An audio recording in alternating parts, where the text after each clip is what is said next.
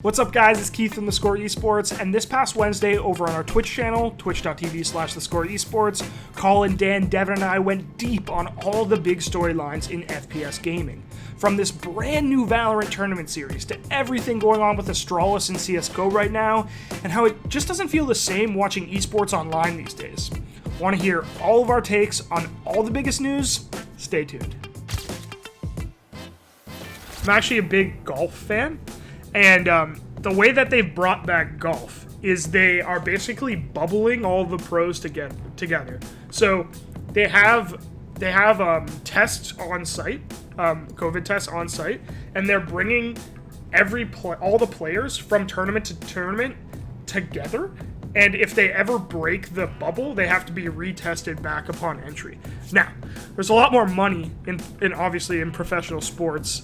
There's a lot more, chartered planes and such than esports. But that is like one approach that they're trying to use in the traditional sports world. But yeah. So what we wanted to talk about in relation to that is kind of the current state of watching esports, which is obviously very different than what we're used to. We don't get to see these LAN events. Many of the top rankings are kind of not what we'd expect. Teams are, even in the case of Astralis, right? Like everyone's not fielding their entire lineup or taking it, as seriously as I think you might expect. So I don't know, Dan, if you want to start us off, how are you feeling watching esports right now?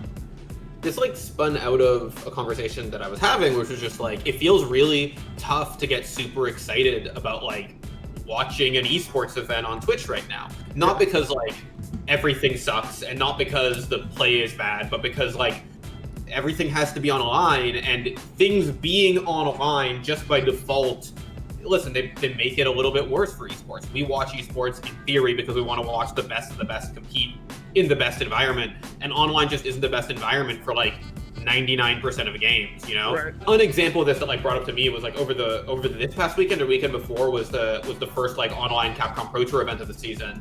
They've gone fully online for the whole season, and the finals, which was for the Europe Middle East block, basically. The finals was Phenom, who lives in Norway, and Big Bird, who lives in the United Arab Emirates. Street Fighter V's netcode is terrible on the best day, but that's when I'm playing somebody who lives somewhere in the States, right? Not the gap between Norway and UAE. It's absurd. And they played their match, they played well, but there's an insane amount of lag. And even if it's not that bad or that pronounced in other cases, it's hitting every esport that has to be played online right now. I've had a similar experience watching some of the League of Legends events with even the casters just being at home. It's just kind of not the same. You don't get that same authentic feeling of conversation. I mean, we're literally doing it right now, right? We're talking over webcam, and it's obviously not the same as trying to sit in a room and have a conversation about what you saw in the game or what teams you think are good. So there's a real difficulty right now in putting on these events, and I mean we see it to maybe a little bit of a lesser extent in CSGO.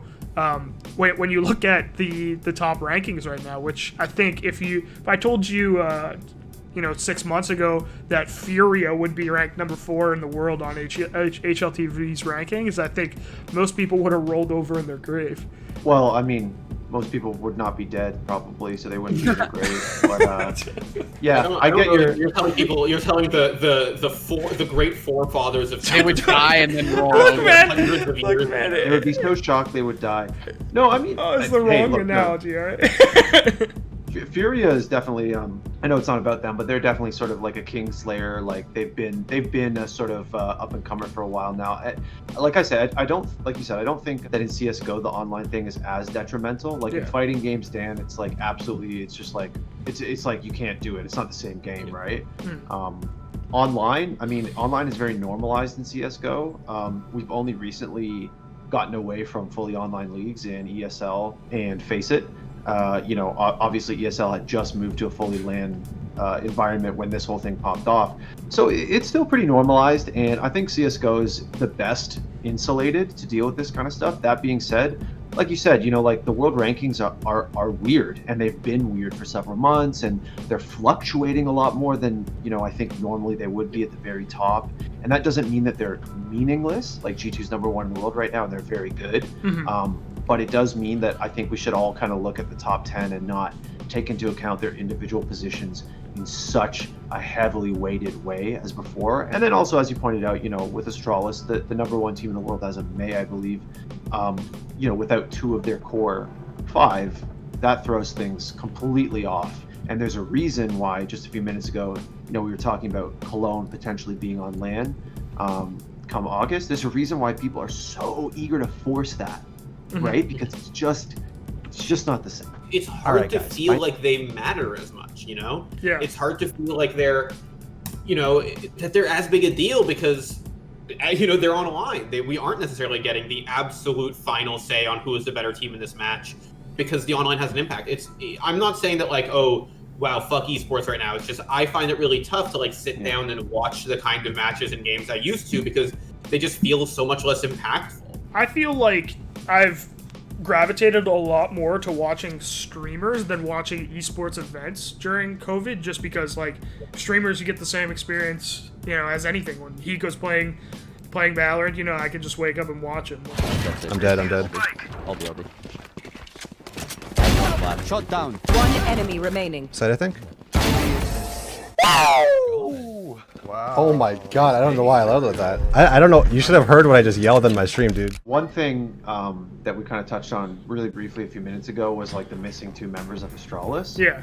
And I'll just quickly say that we did a Don't At Me, which we released yesterday, where I spoke with the sports director and the sports psychologist from Astralis about that kind of issue, and we talked about what's going on behind the scenes, and they were pretty interesting talks. So if you guys are interested in that whole situation, you should check out the Don't At Me like in its full entirety because it's pretty long. And the interviews got cut down. I mean, I talked to the sports psychologist for probably like an hour, and the sports director for probably like 40 minutes as well. So they were interesting interviews. Hopefully we'll have the Astralis we all know and love ready to compete in Rio. However, I mean, they did make it very clear to me that they are going for eventually, and they said this publicly already, a 10-man roster, which is insane. Yeah. And I don't mean insane as in it's stupid. I mean, it's very different. They're trying to set the trend, and they're trying to kind of change the culture in CSGO. That's their perspective anyway. And so it's just really interesting to talk about that, like how the players felt about that initially, how that's going to work. K. Rubby says, we can think about the perspective of the sports psychologist because he's working for the org. Anything he says can hold against him. So I don't think he would really tell the media the whole truth. So I don't share that perspective. I do disagree with that, and here's why. So the sports psychologist, his name's Lars Robel. He doesn't work. He's not full-time exclusively employed by Astralis Group. This guy works with tons of traditional sports athletes, including a really young tennis prodigy, rowers. He works for the National Rowing Association in Denmark. He's actually going to the Olympics with them as a coach. He works with weightlifters. He's worked with in the past, and I don't know if he still does, with professional soccer teams. So Astralis is not his sole exclusive employer. So I don't think it's appropriate to think of him as someone who would toe the company line. And in fact, I think he was pretty candid with me when I asked him some of the questions. He admitted that the difficulties that Glaive and Zipix have been having, and that they wanted to take a break sooner, and that didn't happen. So I wouldn't necessarily dismiss his testimony as, oh, he works for Astralis, because I think he is a bit of a different case. I think that was kind of one of the bigger takeaways from me, that this guy is in basically every way possible at the height of his career in Denmark, and is not one-to-one working exclusively with Astralis. The incentives are just not there for him to be like, oh, I'll say whatever I can to make Astralis look good, because that's right. He's just not an everyday employee of Astralis. He's not in the same position that Device is. He has that separation, and I think that gives him the agency to speak a little bit more candidly. The reason why we have the guys on leave is because there's a need for it. that's not based on any tactics or thoughts behind it. It's because there's a need for it. All right, you wanna talk Valorant real quick? We got some news. I think it was at the end of last week about how Valorant is going to be running what they're calling an Ignition series, which is basically they're giving 20 different TOs, teams, the opportunity to run Riot sanctioned Valorant tournaments, esports tournaments with real teams, which is something, we've been talking about for weeks now. The first one is, I believe, a European event, June 19th to 21st, put on by G2 Esports. And then the second one is the same weekend, and it's a Japanese event put on by Rage, which Dan, I'm pretty sure, is a TO in Japan. Yeah, they've done a couple Street Fighter events. Can I just read something quick for the G2 Invitational, which kind of, this is interesting that I think you guys would like, was Sure. There's a catch. So the 8 brave captains will lead their squads into battle, but with a catch, captains will not know who they're playing with until the day before the tournament. That's kind of, interesting, I guess. So is the idea here that, I guess the idea here is that these TOs, they have a lot of say over how their events are going to work. There's no, prescribed tournament system that they have to use. And I mean, this is going to be 20 events. This is supposed to go on all the way to the fall. So I think we'll probably see a pretty broad spectrum of the way this tournament series lands. Well, yeah, and it makes sense. It falls in line with Riot wanting to kind of be hands off and let these guys do their thing with Valorant, which they talked about before. So yeah, this kind of makes sense, I'm excited. I mean, it's exciting to watch and see the way that these tournaments are going to pan out. Like, I'm excited to see more competitive Valorant. I mean, I think a lot of people were disappointed with the way that the competitive scene looked during Twitch Rivals. So I'm stoked to kind of see, is it going to be the same? Are we going to see 3-up teams every time, or are we get a little bit more creativity? We also had news yesterday that Mixwell is jumping ship from CSGO to be the first member of G2's Valorant roster. Normally when you tell me like so-and-so is quitting CSGO and going to Valorant, I'd be like, well, so-and-so probably isn't very relevant and hasn't been very relevant for a long time. Now Mixwell, I kind of my eyes popped open when I saw that, right? Because I'm not saying Mixwell is Simple or Zywoo or something like that, but Right. he seems to be, to me, in a slightly different class than the other players. Now, again, by class, I don't mean skill. Obviously, Hiko and Scream are incredible competitors, and et cetera. Yeah. But he's a guy in CSGO who's been, I think, more relevant more recently, right? As we start to see guys who have a bit more of a recent buzz around them move into Valorant, that's kind of encouraging for Valorant. That's pretty cool. For sure, yeah. Yeah, and he was one of these guys who I think was when he was on a team like Optic, he was pretty popular. And yeah, like you said, he is an actually sick player who still has a ceiling on his career in theory. You have to put yourself in their heads too. A lot of these people are self-aware of the fact that they are from a long time ago. So there's a hey, reason. I can relive that for some people. I mean, especially, we talked about this last week.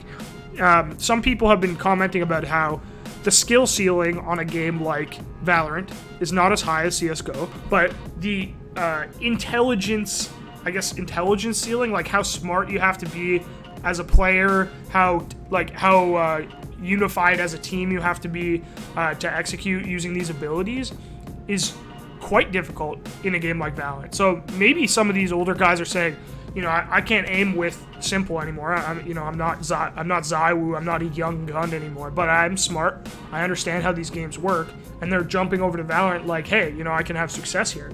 We also have news from Ziegler, who is the game director for Valorant, that we're getting competitive mode likely sometime next week, which is exciting. I think for anybody out there that's playing unrated in Valorant every night, I think it's about time that we get some comp matches, some real matchmaking. So I'm stoked about that personally. I know Devin's going to be trying to climb his way out of Iron. So Yeah, listen, CSGO has not been going well, so fucking hopefully Valorant's a little bit better, you know? Oh, CSGO isn't going well, eh, Devin?